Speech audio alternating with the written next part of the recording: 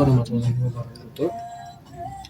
Perkenalkan, nama saya Adrian Akbar Permana dengan nomor induk mahasiswa 1022404.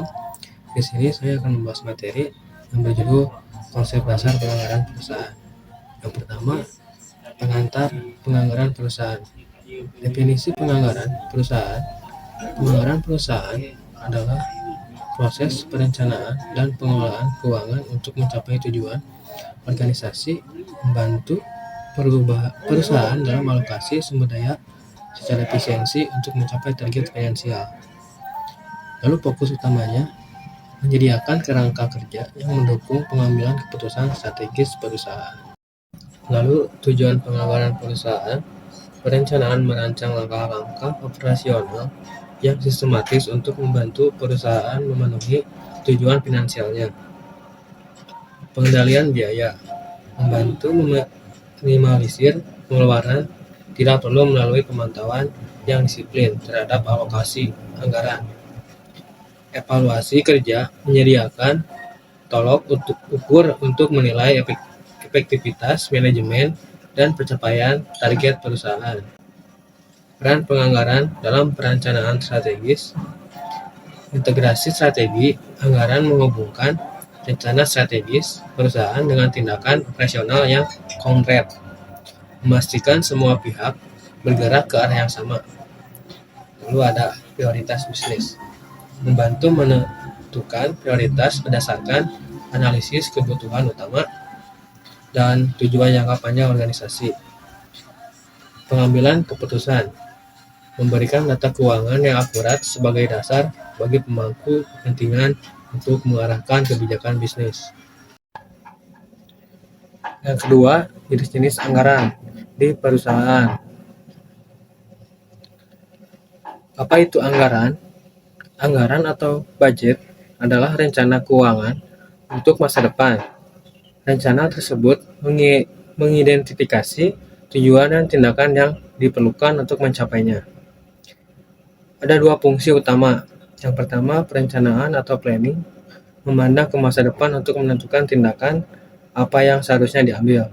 Lalu yang kedua, pengendalian atau kontrol, melihat ke belakang, menentukan apa yang sebenarnya terjadi dan membandingkannya dengan hasil yang direncanakan. Anggaran induk adalah rencana keuangan yang komprehensif bagi organisasi secara keseluruhan. Biasanya untuk periode 1 tahun terdiri dari dua komponen utama. Yang pertama, anggaran operasional, mendeskripsikan aktivitas yang menghasilkan pendapatan bagi perusahaan. Yang pertama, penjualan, yang kedua, produksi, dan yang ketiga, persediaan barang jadi. Yang kedua, anggaran keuangan, merinci arus masuk dan keluar kas serta posisi keuangan secara umum. Yang pertama, anggaran kas, yang kedua, anggaran keluaran modal. Anggaran operasional. Yang pertama, anggaran penjualan, menyajikan jumlah unit barang atau jasa sekaligus harganya yang diharapkan dapat dijual oleh perusahaan di masa depan. Yang kedua, anggaran produksi. Anggaran produksi memperlihatkan jumlah barang jadi yang harus diproduksi oleh perusahaan dalam satu periode anggaran. Barang jadi yang akan diproduksi untuk setiap periode anggaran harus memperhatikan tingkat penjualan dalam unit serta jumlah persediaan akhir dan awal barang jadi. Yang ketiga, anggaran pemakaian dan pembelian bahan baku. Anggaran pemakaian dan pembelian bahan baku menyajikan dua informasi, jumlah kebutuhan pemakaian bahan baku dan nilai pembelian bahan baku dalam rupiah. Yang keempat, anggaran biaya tenaga kerja langsung.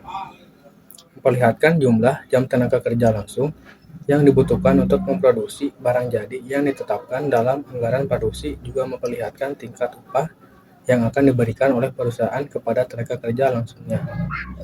Yang kelima, anggaran biaya overhead. Produksi memperlihatkan perkiraan biaya overhead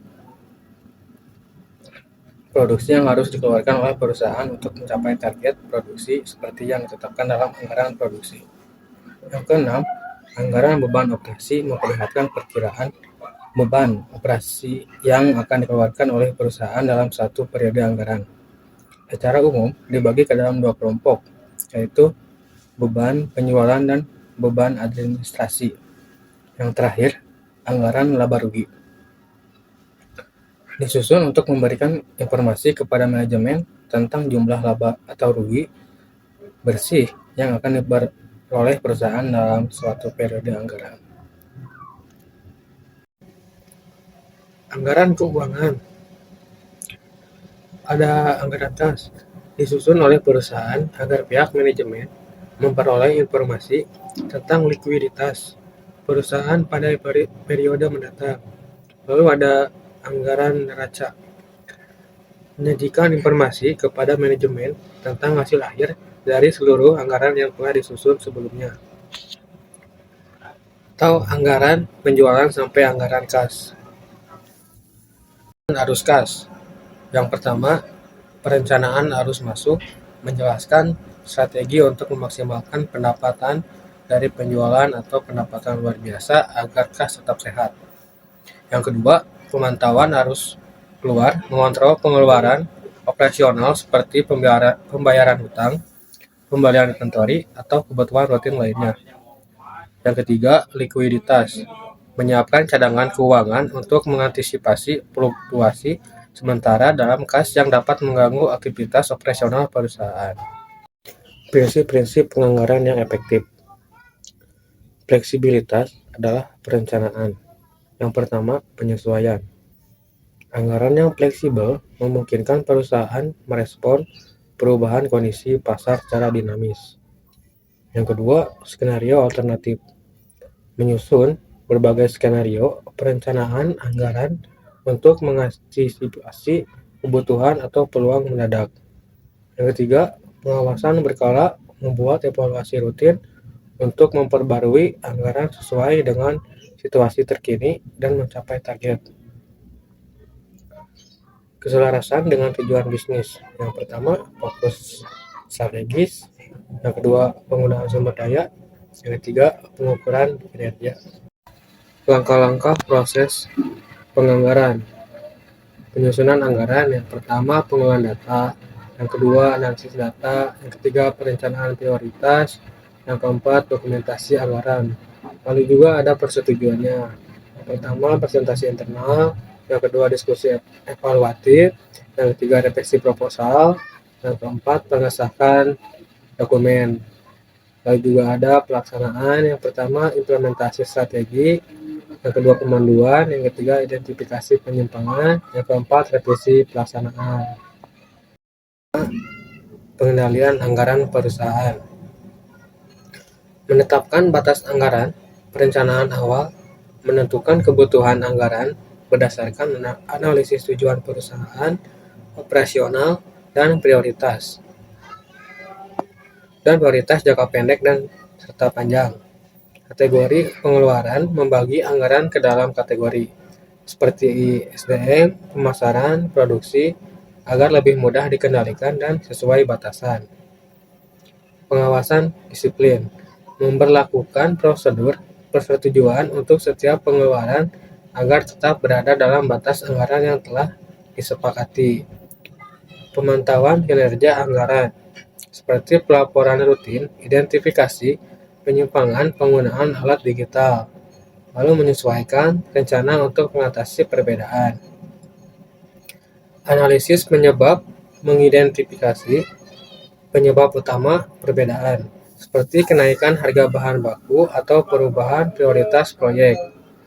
Revisi strategi, menyesuaikan alokasi sumber daya dengan fokus pada pencapaian sasaran utama tanpa mengorbankan prioritas. Komunikasi internal melibatkan tim manajemen untuk memastikan konsistensi dalam implementasi anggaran yang telah diperbaharui. Materi yang keenam atau yang terakhir, tantangan dan solusi. Penganggaran kurangnya data akurat.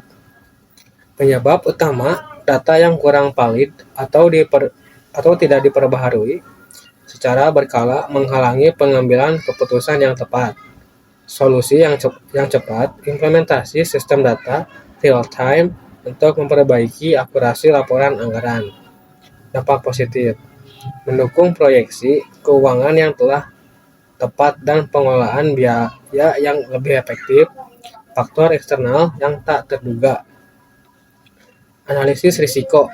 Identifikasi risiko eksternal seperti perubahan kebijakan pemerintah atau fluktuasi harga bahan baku yang dapat mengaruhi anggaran. Lalu dana cadangan.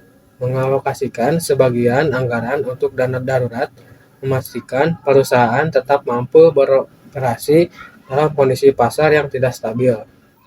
Fleksibilitas anggaran. Membuat anggaran yang mudah disesuaikan memungkinkan perusahaan untuk merespon dengan cepat terhadap perubahan eksternal yang mendadak. Sekian pembahasan materi ini dari saya. Assalamualaikum warahmatullahi wabarakatuh.